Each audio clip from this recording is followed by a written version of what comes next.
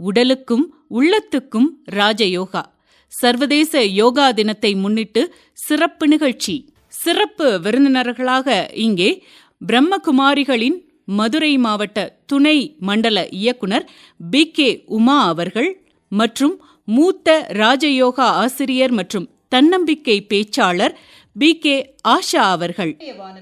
சர்வதேச யோகா தினத்தை ஒட்டிய சிறப்பு நிகழ்ச்சியாக உடலுக்கும் உள்ளத்திற்கும் ராஜயோகா என்ற தலைப்பில் வலம் வர காத்திருக்கிறது.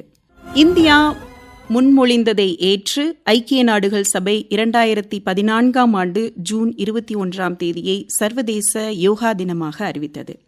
ஆண்டின் மிக நீண்ட பகல் நேரத்தை கொண்ட அந்த நாளில் உடல், மனம் மற்றும் ஆன்ம நலனை வலியுறுத்தும் யோகாவின் நன்மைகள் பற்றி உலகம் முழுவதும் விழிப்புணர்வை ஏற்படுத்துவதற்காக இந்த நாள் ஏற்படுத்தப்பட்டது. ராஜயோகம் பற்றிய விளக்கம் தருவதற்காக 2 சிறப்பு விருந்தினர்களை நாம் அழைத்திருக்கின்றோம். முதலில் யார் என்று பார்த்தால், பிரம்மா குமாரிகளின் மதுரை துணை மண்டல இயக்குனர் பிரம்மா குமாரி ராஜயோகினி உமா அவர்கள்.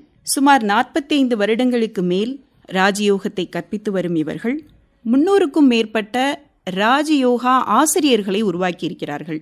இவர் வழியாக ராஜயோகத்தை கற்று பல்லாயிரக்கணக்கானோர் மன அழுத்தத்திலிருந்து விடுபட்டு மகிழ்ச்சியான வாழ்வு வாழ்கிறார்கள்.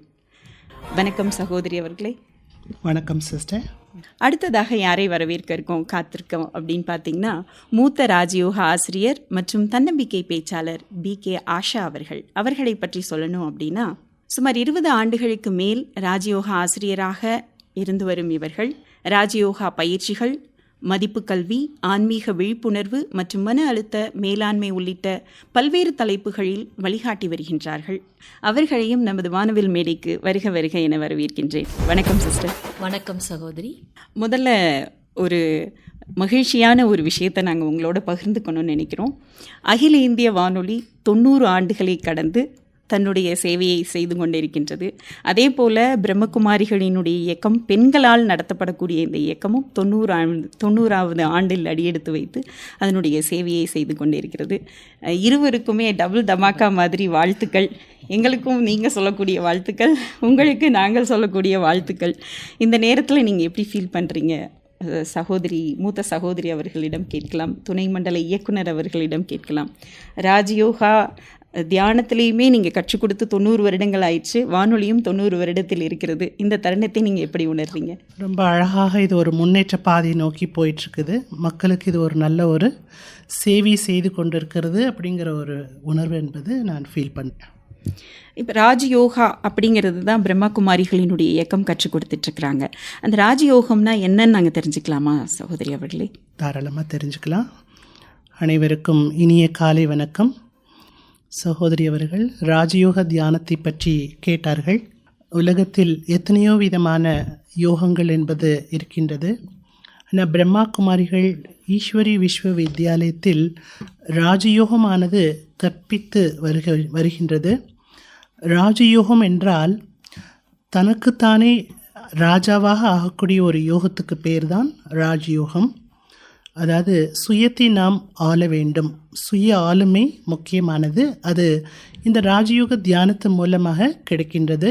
எல்லாமல்ல இறைவனால் கற்றுத்தரப்பட்ட யோகம் என்பதால் இதை ராஜயோகம் என்று கூறுகின்றோம்.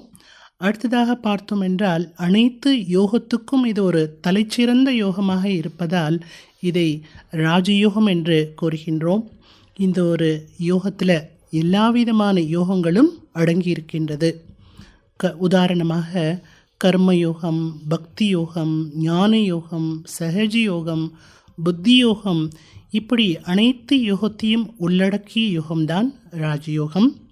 ராஜயோகம் என்பது உடலுக்கும் மனதிற்கும் உற்சாகத்தையும் ஆரோக்கியத்தையும் தரக்கூடியது தான் ராஜயோகம். இந்த ராஜயோகத்தினுடைய தன்மைகள் பற்றியும் ராஜயோகம்ங்கிறது என்னன்றதை பற்றியும் சொல்லிட்டீங்க. ரொம்ப முக்கியமான ஒரு விஷயத்தை பற்றி இதில் சொன்னீங்க, சுய ஆளுமை அப்படின்னு சொல்லிட்டு. ராஜயோகம் தலை சிறந்த யோகா அப்படின்னு சொல்லியிருக்கீங்க.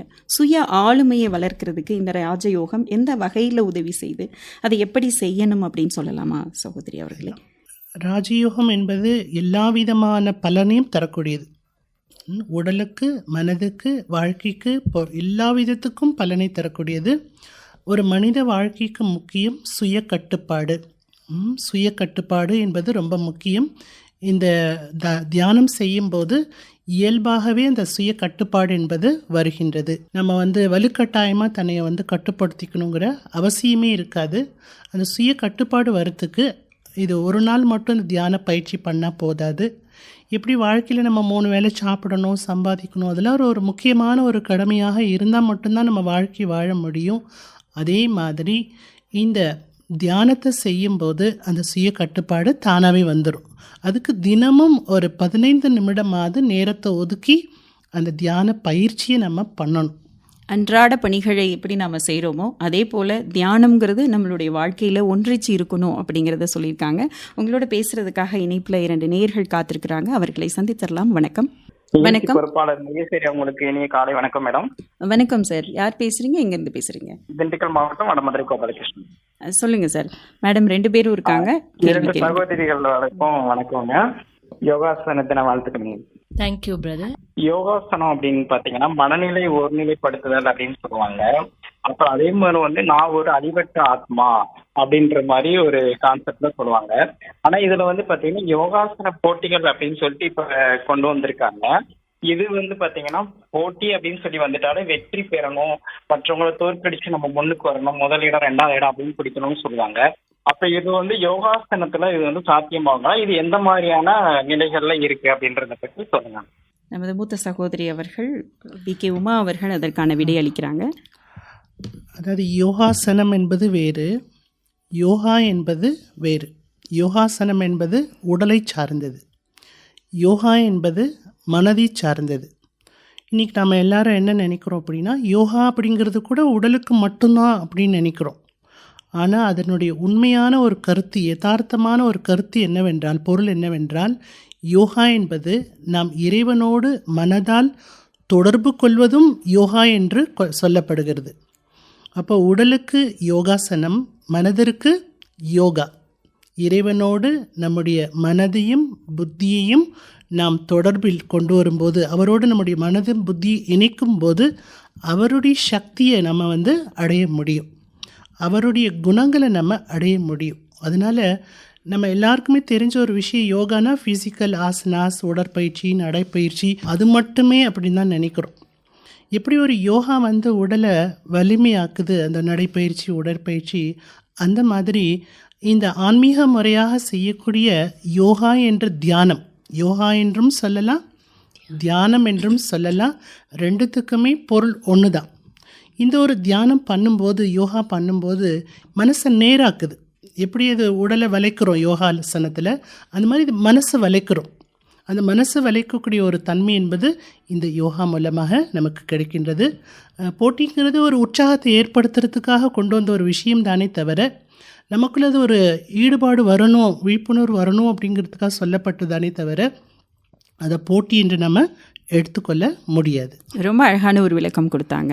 யோகா வேற, யோகாசனம் வேற அப்படின்னு சொல்லிட்டு, யோகம்ங்கிறது ஒரு தியானம்னு சொல்கிறோம். அப்போ ராஜயோகத்தை தியானம்னு சொல்லலாம். அந்த தியானம் பண்ணும் பொழுது மனம் வலுவடைகுது, மனதிற்கான பயிற்சி அப்படிங்கிறத ரொம்ப அழகாக எடுத்து சொல்லியிருக்கிறாங்க. இப்போ யோகா கற்றுக்கணும்னு ஆசைப்படுறோம், ஆனால் அது நேரடியாக குரு கிடைக்கிறது கஷ்டமா இருக்குது.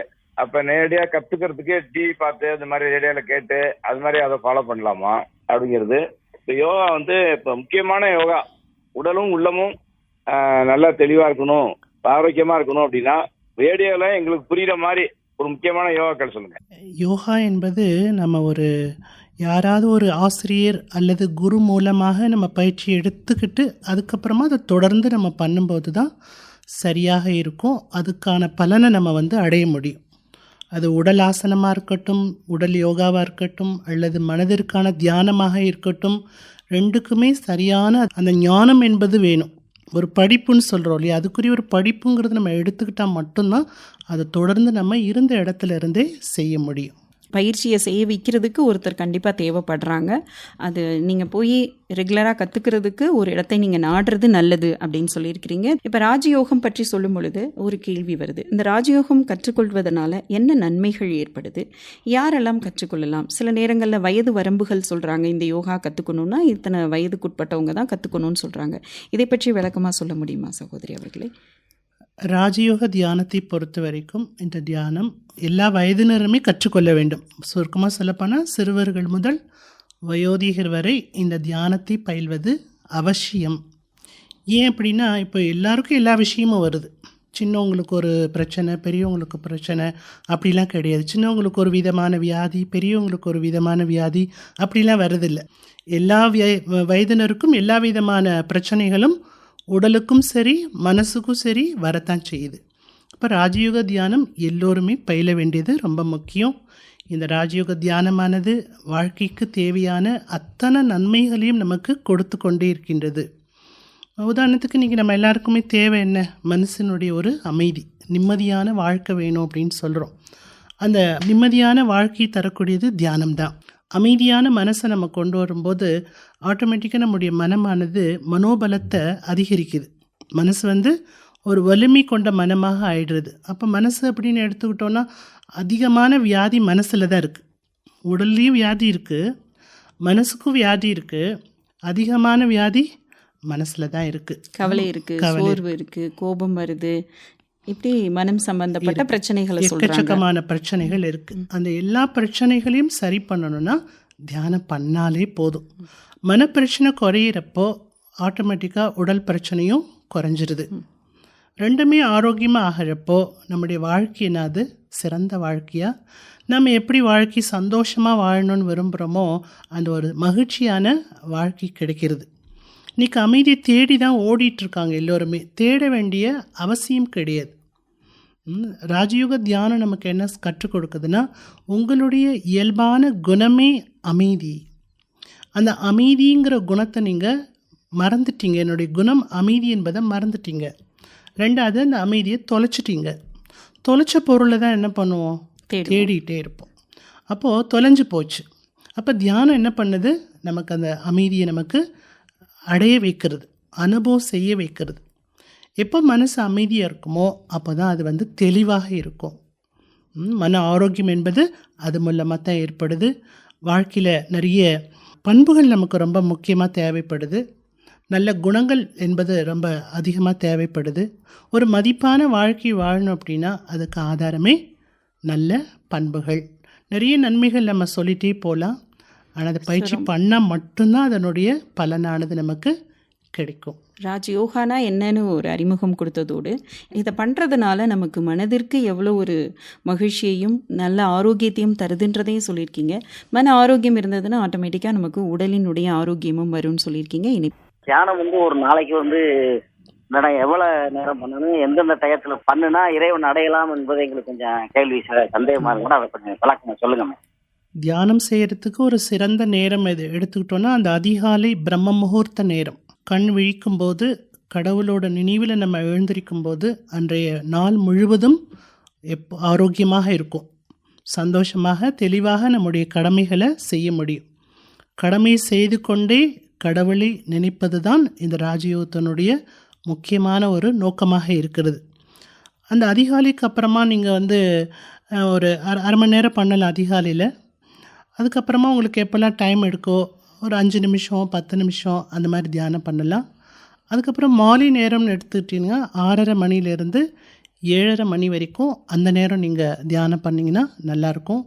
இது மனசுங்கிறது ஒருமுகப்படுத்தும் போது தான் இறைவனுடைய சக்தியை நம்ம அடைய முடியும். எப்படி இப்போது மனிதரோடு நம்ம தொடர்பு வைக்கிறோம், சம்பந்தம் வச்சுருக்கிறோம், தொடர்பு வச்சுருக்கோம், உறவுகளோடு எல்லா விதமான சம்பந்தங்களும் இருக்கின்றது. அதெல்லாம் வாழ்க்கையில் நமக்கு என்ன கொடுக்குது? எல்லா நன்மைகளை கொடுக்கறதில்ல. வெறுப்பு, அதிருப்தி, சோகம், கவலை இதெல்லாம் அந்த தொடர்புகள் கொடுக்கறது.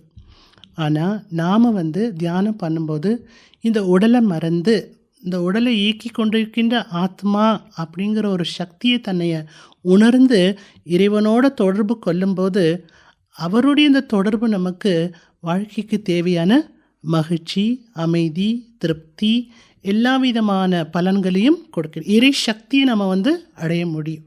எல்லாத்துக்குமே ஆதாரம் எது? கஷ்டம் வந்தால் எங்கே போகிறோம்? கடவுளை தேடி போகிறோம். கஷ்டம் வந்தால் என்ன பண்ணுறோம்? கடவுள்கிட்ட போய் சொல்கிறோம். தியானம் பண்ணும்போது நீங்கள் கஷ்டங்களை கடவுள்கிட்ட சொல்லணுங்கிற அவசியமே இருக்காது. இறைவனை மனதில் அன்பை நினைக்கும் போது அந்த அன்புக்கான ஒரு பலனை பகவான் நமக்கு பிரச்சனை இல்லாத ஒரு வாழ்க்கையை கொடுத்துறார்.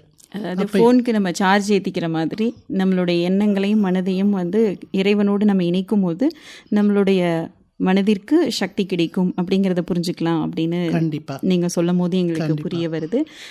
எப்படி செய்யணும் அப்படின்ற ஒரு கேள்வியும் வருது. நம்ம முருகேஸ்வரி சகோதரி சொன்னாங்க 90 ஆண்டுகளை கடந்து வந்திருக்கீங்க அப்படின்னு. நம்ம பிரம்மாகுமாரிகள் இயக்கமும் 90வது ஆண்டு. இதை நவ தசாப்தம்னு சொல்கிறோம். இதனுடைய பெயர் நவ தசாப்தம். கேட்குறப்ப ரொம்ப அழகாக இருக்கும். நவ என்றாலே 9. இந்த நம்பர் சிஸ்டத்தில் கூட பார்த்தீங்கன்னா 9 அப்படிங்கிறது ஒரு முக்கியமான எண். ஸோ 90 வயசை கடக்கிறாங்க அப்படின்னா நம்ம வீட்டில் இருக்க பெரியவங்களுக்கு நம்ம வந்து சிறப்பு செய்கிறோம். நம்ம அப்பா அம்மாவோ யாருனாலும் சரி 90 வயசை கடக்கிறாங்கன்னா அவங்களுக்கு ஒரு கிராண்டாக நம்ம ஒரு செரிமனி பண்ணுறோம். அதே போல் இப்போ இந்த வருஷம் யோகா டேல கூட பாருங்களேன், யோகா ஃபார் ஹெல்தி ஏஜிங்னு சொல்லியிருக்காங்க. ஏன்னா முதுமைங்கிறப்ப அவங்கள நம்ம வந்து சீரும் சிறப்பாக அவங்கள நம்ம வச்சுக்கணும். அப்போ 90 கடக்கிறது அப்படிங்கிறது வாழ்க்கையினுடைய ஒரு முக்கியமான அம்சம். ஸோ யோகா அப்படின்ற வார்த்தை கூட லத்தீன் மொழியிலிருந்து எடுக்கப்பட்டது. இந்த யோகா என்ற வார்த்தைக்கு அர்த்தமே இணைப்பு, ஒன்றை ஒன்றோடு இணைப்பது. இன்னைக்கு உலகத்தில் எல்லாமே பாருங்க இந்த இணைப்பில் தான் வாழ்ந்துட்டு இருக்கு. ஸோ இப்படி உலகத்தில் பார்த்தீங்கன்னா எல்லாமே அலைகள் தான். அதே போல மனிதன்ட்ட இருக்கக்கூடிய ஒரு மிகப்பெரிய ஆற்றல் எண்ண அலைகள். ஸோ இந்த எண்ண அலைகள் தான் யோகா மற்றும் தியானத்துக்கு மிக மிக அவசியமானது. நம்முடைய எண்ணங்களை எங்கே இணைக்கணும், அதுதான் யோகா. நம்முடைய ஆயுஷ் மினிஸ்ட்ரியிலேருந்து தான் அந்த யோகா டே பற்றி ரொம்ப கிராண்டாக சொல்லியிருக்காங்க. அவங்களுடைய இதில் கூட என்ன சொல்லியிருக்காங்கன்னா, உடலையும் மனதையும் இணைப்பதற்கான பயிற்சி தான் யோகா. பொதுவாக நம்ம எல்லாரும் என்ன நினைக்கிறோம், யோகானா அது ஒரு ஃபிசிக்கல் எக்ஸசைஸ்.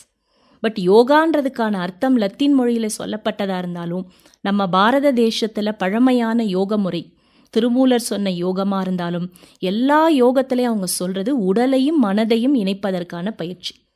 அப்போ முதல் விஷயம் உடல் மனம் ரெண்டையும் இணைக்கிறது எது? நம்முடைய எண்ணங்கள். நம்ம இப்போ நினைக்கிறோம் நான் சாப்பிட்ணும், நினைச்சோன்னு என்ன பண்ணுறோம், சாப்பிட்றோம். அப்போ உடல் இயங்குது.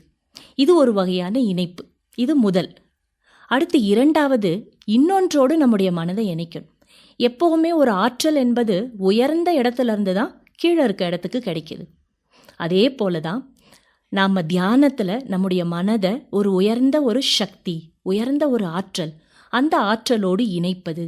அப்படி இணைக்கிறப்ப அந்த ஆற்றல் கிட்ட இருந்து நமக்கு எனர்ஜி கிடைக்கிது. ஸோ இதுதான் யோகாவோட முக்கிய நோக்கம், ஒன்றை அடைவது, ஒன்றை பெறுவது. அதன் மூலமாக நம்முடைய மனமானது சீரமைக்கப்படுகின்றது. அதுலேயும் ராஜ யோகா, பிரம்மா குமாரிகளுடைய யோகத்திற்கு பெயர் ராஜ யோகா. ராஜா அப்படின்னாலே உலகத்தில் சர்வோச்ச சக்தி, ஒரு உயர்ந்த சக்தி. அந்த சக்தியோடு நம்முடைய மனசை, நம்முடைய எண்ணங்களை இணைக்கிறது. இதற்கான பயிற்சி நம்ம எடுத்துக்கணும். இது ஒரு தொடர் பயிற்சி. ஒரு குறிப்பிட்ட நாட்கள் பயிற்சி எடுத்துக்கிறப்ப தான் இந்த யோக முறையை நம்ம கற்றுக்கிட்டு செய்ய முடியும். சரி, பல்வேறு தொழில் செய்கிறவங்க அவங்களுக்கு சில நேரம் இருக்காது. நிறைய பேர் சொல்கிற வார்த்தை, எனக்கு நேரம் இருக்காதுங்க. எப்படி இந்த ராஜ யோகத்தை நான் தொடர்ந்து செய்கிறது, அதற்கான வழிமுறைகளை சொல்லுங்க. இது ரொம்ப ஈஸியான யோகா. நம்ம சிஸ்டர் கூட சொன்னாங்க கர்ம யோகா. காரியங்கள் செஞ்சுட்டே இந்த தியான முறையை நம்ம செய்யலாம். நாம் இருக்கிற இடத்துல ரிலாக்ஸாக உட்காந்துட்டு ஜஸ்ட் ஒரு 5 நிமிஷம் நம்ம செஞ்சாலே போதும். எப்படி உங்கள் ஃபோனில் சார்ஜ் ரொம்ப குறைஞ்சிருச்சு, பட் ஒரு 5 மினிட்ஸ் நீங்கள் சார்ஜ் போட்டாலே ஒரு 10% ஏறிடுது. அப்போ அந்த ஃபோனை நீங்கள் ஒரு 1 மணி நேரம் 1.5 மணி நேரம் யூஸ் பண்ண முடியும்.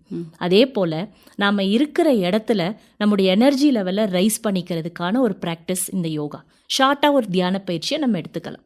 ரிலாக்ஸாக உட்காந்துட்டு மனசில் ஆக்கப்பூர்வமான எண்ணங்களை உருவாக்கணும். ஆனால் இதுக்கு நம்ம முதல்ல அதை பற்றி தெரிஞ்சுக்கணும். அதுக்கு நம்ம ஒரு 1 டே அல்லது 2 டேஸ் ஆகுது நம்ம ஏதாவது ஒரு மெடிடேஷன் சென்டருக்கு, தியானம் கற்றுக் கொடுக்கக்கூடிய இடத்துக்கு போய் நம்ம தெரிஞ்சுக்கலாம். இல்லைன்னா இதுக்கு ஆன்லைன் கிளாஸஸ் எல்லாம் இருக்குது. யூடியூப்ஸ்லேயும் இருக்குது. நம்ம பிரம்மா குமாரிஸில் கூட நம்ம யூடியூப் மூலமாகவும் நம்ம கற்றுக் கொடுக்குறோம், ஆன்லைன்லேயும் சொல்லி கொடுக்குறோம். ஒரு 1 டே அல்லது 3 டேஸாவது நம்ம ப்ராக்டிஸ் எடுத்துக்கிட்டோம்னா அதுக்கப்புறம் நீங்கள் ஆஃபீஸில், வீட்டில், உங்கள் பிஸ்னஸ் ஸ்பாட் எங்கே இருந்தாலும் இதை நீங்கள் பயிற்சி பண்ணலாம். பட் இனிஷியேஷனுங்கிறது இதில் ரொம்ப ரொம்ப அவசியம். தியானம்னா என்னன்னு முதல்ல கற்றுக்கொள்ள வேண்டும். ஏன்னா இந்த தியானம்ங்கிறது ஒரு ப்ராக்டிக்கல். எப்படி ஸ்கூலில் நமக்கு தியரி இருக்குது, ப்ராக்டிக்கல் சப்ஜெக்ட் இருக்கு. பட் தியரி படிச்சுட்டு தான் ப்ராக்டிக்கல் போவோம். இப்போ இன்றைக்கே நான் உட்காந்து தியானம் பண்ணணும்னு உட்காந்தா கண்ணை மூடிட்டு உட்காந்தோன்னா நம்ம மனசு என்ன ஆகிட்டே இருக்கும், ரொம்ப அலைப்பாஞ்சிட்டே இருக்கும். அப்போ தியானத்தின் போது எப்படிப்பட்ட எண்ணங்களை என்னோட மனசில் நான் உருவாக்கணும், அதை நான் படித்து தான் தெரிஞ்சுக்கணும். அல்லது ஏதாவது புத்தகங்கள், செய்முறை தியானம் பற்றி பல புத்தகங்கள் இருக்குது. ஏதாவது ஒன்றை தியரி இருந்தால் தான் நம்மளால் இந்த தியானத்தை பயிற்சி செய்ய முடியும். உங்கள் கேள்வி என்ன? சகோதரிகள்கிட்ட 2 கேள்விகள் இருக்குமா.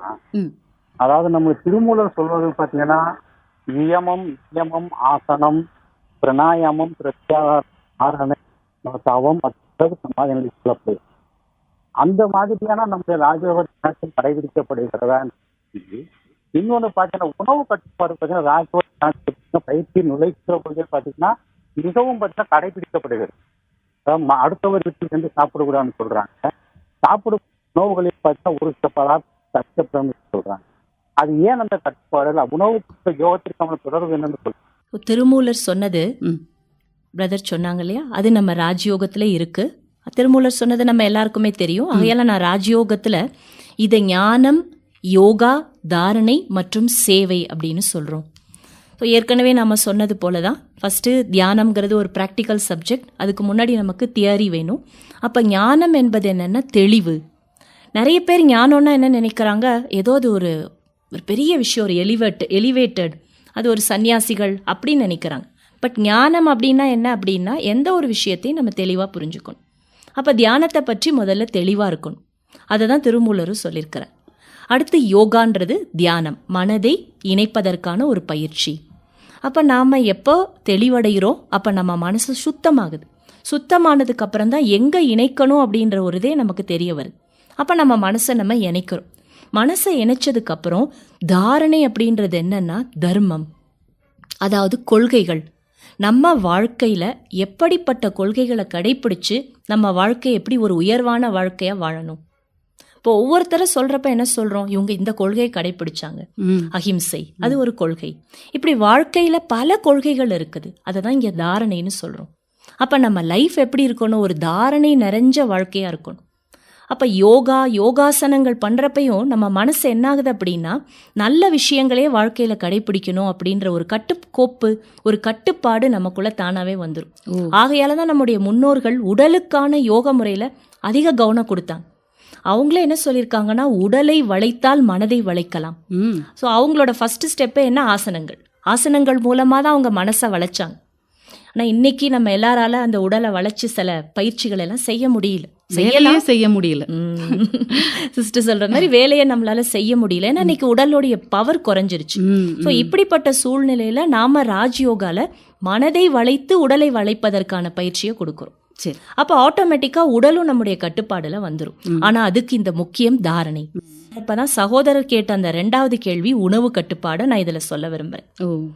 அன்னம் போல் எண்ணம். நம்ம எப்படிப்பட்ட உணவு சாப்பிட்றோம் அப்படிதான் நம்முடைய மனமானது சிந்திக்கின்றது. அன்னம் போல் எண்ணம், as the food so the mind.